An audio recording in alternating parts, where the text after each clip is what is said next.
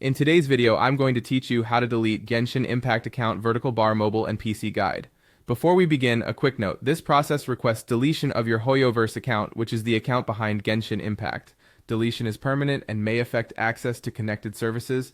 If there's anything you might want later, like screenshots or purchase details, back those up now. When you're ready, let's walk through it together. On your phone or computer, open a web browser and go to the official Hoyoverse account website.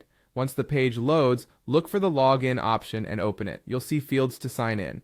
Enter your account username or the email you registered with, then type in your password. When that's set, click Login to access your account dashboard. Make sure you have a stable internet connection, so nothing times out while you're doing this.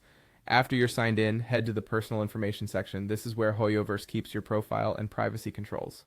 Inside personal information, look for the option labeled Request to Delete Account. Select it to start the deletion request process. This doesn't erase anything yet. It just opens the official flow to confirm that you want to proceed. Next, you'll see an option to send a verification code. Click Send. A quick security check will appear. Complete the CAPTCHA to prove you're not a bot.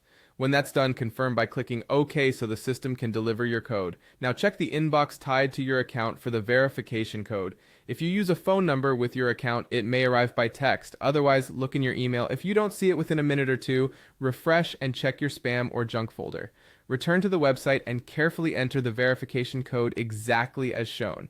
When the code is in, click Next to submit your deletion request. At this point, your request has been sent to Hoyoverse. You should see an on-screen confirmation and you may receive a follow-up email. Processing can take some time, and during any grace period, you might be able to cancel the request by returning to your account settings, but if you intend to proceed, simply allow the process to complete.